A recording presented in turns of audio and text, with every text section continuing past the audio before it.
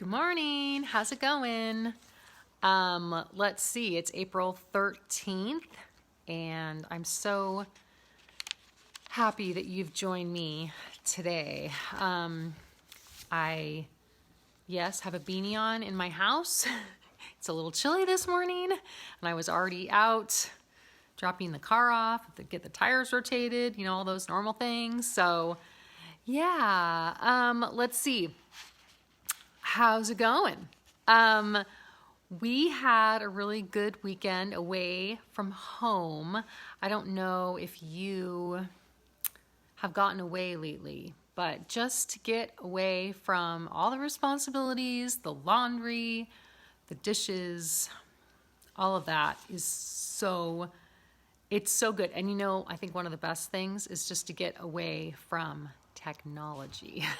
Have you had a technology break in a while? I know we are here on Facebook right now, and so we do like our technology, but sometimes it's good to get away. And thank you to all of you who have joined so fast and early this morning. Thank you. We were up in the mountains. It was beautiful. And my son, actually, he's 16, he took off from work for the weekend, so we were just up relaxing. And I realized that, once your kids start working, it's harder to get them away because it's their job, And for kids that don't work much during the week and do most of the work on the weekends, I'm noticing that this is not going to happen very much, probably. So it was a really great weekend. Our friends host a Easter egg hunt barbecue kind of thing the weekend after Easter. And so we went and got to help set up and do all the stuff. And it was super fun. So I have been busy this week so far. I am taking a course right now to help me launch my next book. So, Mo, stop that. Thank you. The dog is getting excited about the cat outside the window. Anyway, so I've been really busy, and I actually have some questions to ask you towards the end, and I'm very curious to see what some of your answers might be. So, but before we do that, let's read our chapter today and see how that goes, because it totally works. Let's see. Okay, it's from season 6, episode 1, Back to School, and it's called Serve God, Serve Others. And we're on chapter 31. Can't believe it. We're getting so far. The quote is from Carolyn Ingalls, and she says, "Somebody once said, there's no reason to be ashamed of any job as long as you do your best." I don't know if you guys remember this episode. This is when Carolyn starts working and asks Harriet, basically goes in and realizes that Harriet probably needs help, but she gets a job working for the Olsons. And of course, Charles is not too thrilled with that. So, All right. Have you ever had a job you didn't like? Most of us would answer yes. Maybe the problem was a high-stress work environment or impatient coworkers we didn't enjoy. The schedule may have been grueling or the work uninteresting. In our culture, our first jobs often involve some kind of service. We can feel inferior when serving our peers. When Carolyn accepts a job in Nellie's restaurant, Charles puts his foot down. He doesn't want his wife cooking for their friends and neighbors and then waiting around for tips. Carolyn sets Charles straight, repeating words she's heard him say many times. When you do your best, you don't ever have to be ashamed of your work.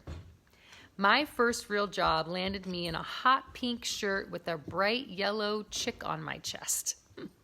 I welcomed the paycheck, but at 16 years old, I was embarrassed when friends visited the local fast food joint. The uniforms only exacerbated how ridiculous I felt. How ashamed that I'd taken a job with such a cheesy uniform. I'd stooped that low. Surrounded by rotisserie ovens and countless poultry hanging by their feet, I was sticky with grease by the end of my nightly shift. In my mind, the lingering scent of chicken on my hands was worse than striped roadkill.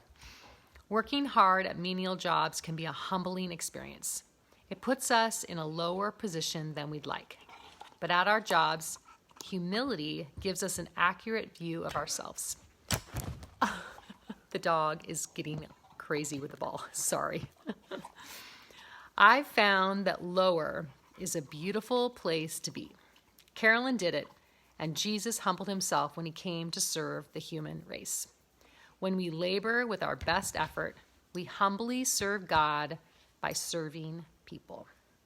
And in Philippians 2, 5, and 7, these are the verses for today. In your relationships with one another, have the same mindset as Christ Jesus. He made himself nothing by taking the very nature of a servant, being made in human likeness. There you go. Okay, so this job that I had, it's so funny. The place was a chicken restaurant, but it was called the Plump Chicken. And my older sister, my twin sister, and myself, and my best friend, we all worked at the Plump Chicken. And we would call it the Plump for short. And I tell you, just like racks and racks and racks of rotisserie chicken. And the worst part about working at the Plump, besides the pink shirts, was if you didn't sell all the chickens that night, no matter how many chickens were left over, they all, calling me, sorry. Let me put my things on silent here for you. Oh, I can't do it. I can't do it when I'm already in the live. Oh, well. Okay, so the worst part about it, besides the pink shirts, were, no matter how many chickens were left, you had to debone every chicken before you went home. So it's a really good day if there's only like 1 or 2 or 5 chickens left. It's a not so great day when there are 40 chickens, hot chickens, that need to be deboned before you can go home. And that's why I was so sticky with grease from deboning chicken after chicken after chicken. And you know, now in my house, deboning 1 chicken is not that big of a deal. So when I have to debone 1 chicken or a half a chicken because we don't eat the rest of it, no big deal. Anyway, that was my job of just learning how to serve. My very first chance of like learning to serve other people. And you know, it's interesting because now I feel like my job, in a sense, which is so weird because I'm not like getting a paycheck, but my job is to engage with you guys. Like, you know, this is crazy. I'm taking this course, that's why I mentioned it, but it's all about your audience and what your audience wants from you, why your audience is engaged with you. And I was thinking about it and I was like, I don't really know why that is. I wonder if you guys could tell me, why is it that you listen to my videos every week? Why is it that you have bought my book and read my book? What are you looking for when you hang out with me? I wonder if you would post that, because I'm here getting ready to submit a second book proposal, and I have to figure out how I'm going to market this so that my publisher will accept it. I think sometimes people think that you just like turn a book in and then they just say, oh yeah, we'll publish it. And they're like, no, how are you going to publish this? Like, who's going to buy it? Like, why would they buy it? You know, and I'm just trying to like go through all those brainstorming things of trying to figure that out. So I know a lot of you are very, very loyal fans here. Fans of Little House, maybe a fan of me, but I don't care if you're a fan of me. But there's a reason why you listen to me every single week. So why is that? Would you help me out? Why do you listen to my videos every week? Why are 400 of you in my Big Time Grace private Facebook group? Why are you in there? What are you trying to find from me? What are you trying to get from me? What is it that you like about me? Is it that I am like consistently coming and hanging out? Is it that I just talk about real stuff? Is it that I talk about Little House? Or I wonder what it is. So if you could comment on that, that would be great. The other thing that you could do, I don't usually ask you guys to do anything, but I'm going to ask you guys to do something. One is, if you have read a prayer devotional, would you go and review it? Because there are thousands and thousands of copies that have been sold, and there are not thousands and thousands of reviews. I wonder if you would just go on to Amazon or wherever you buy books and put a review in there. That would help me so much. Do you know that publishers look at that to determine if they're going to publish your next book? The other thing is, do you know what they look at? They look at all of your numbers. They want you to prove that you have a following that's gonna support your book.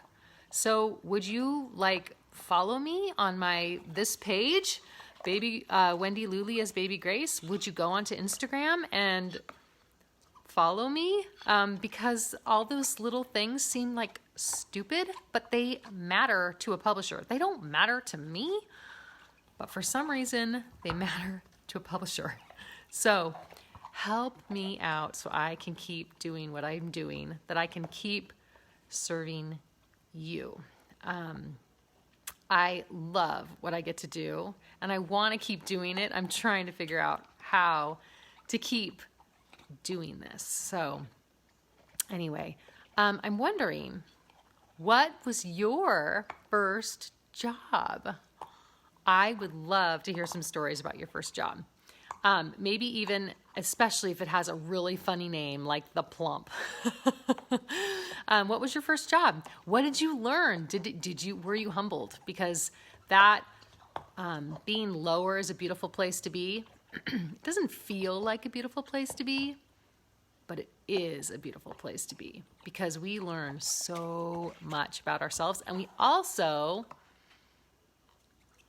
put God where he should be, higher than us. So anyway, that is me for today. I'm hoping that you guys will respond, because I have like this homework that I have to say, and a lot of these questions are what I have to do for my homework. And so this would be the easiest way to help me today to get my homework done. What is it that you want? What are you looking for when you come to watch a video with me? And what is the best thing when you read my book? What is the thing why do you keep opening it? Why do you keep turning the page? I'd love it if you would respond and help me out on that. So yeah, I've got one kid who started working, and my daughter, she's 14, and she wants a job so bad. Trying to figure out what she can do this summer. We have 8 weeks left of school, and she is trying so hard to figure out what to do. You know, when I was her age, I was babysitting like crazy. And that's just so not even common these days. People just aren't doing that, at least where we live. It's crazy. I wonder if there's anything else you can do. I'm trying to figure it out. Yeah, but that's me today. Thanks so much for watching, and I'll see you next Tuesday. Do you know what next Tuesday is? Next Tuesday is the day before I leave for Cherry Blossom. So maybe you guys can help me pack. I'll show you everything that I'm taking to Cherry Blossom for the autograph show, and that would actually be kind of fun. So I'll see you next Tuesday, and then I am totally planning on some really great videos in Missouri, and maybe I'm going to try to get over to Rocky Ridge, which is Laura and Almanzo's home there in Missouri, and so maybe we can do a little fun video tour or something there. So, and Charlotte Stewart will be with me, and also Allison Ongram. So we're very excited. 3 girls this year, 3 Little House of Girls. So we're gonna have a ball, and can't wait to just bring you along with us. If you can't come, I know there's a couple of you that are coming, but for those of you who can't come, try to bring you along with us the whole trip as much as I can. So I hope you guys are having a really great day, and yeah, comment down there. I'd love to read what you say. Okay, love you guys. Bye.